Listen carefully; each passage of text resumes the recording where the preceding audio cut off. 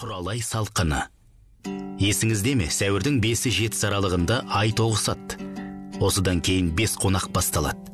Себебі күн бұзылып, қар жауып борайды.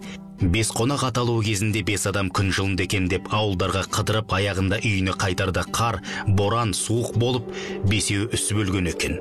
5 қонақ деген содан қалған. 5 қонақ кезінде жолаушы жолға шықпайды, малда алысқа бақпаған.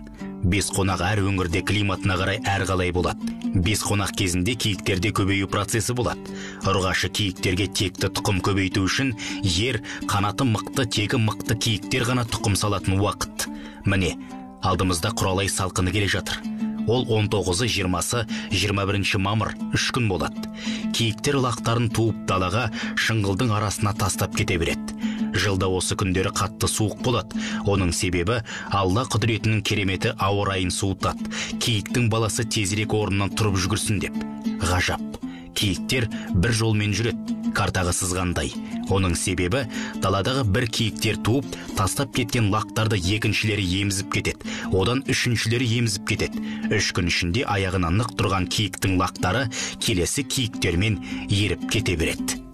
Құралай суығы кезінде бақшаларыңыздағы жерге еккен желектеріңізді тұмшалап жауып қойыңыздар. Бауыржан Сатыбалдыұлы.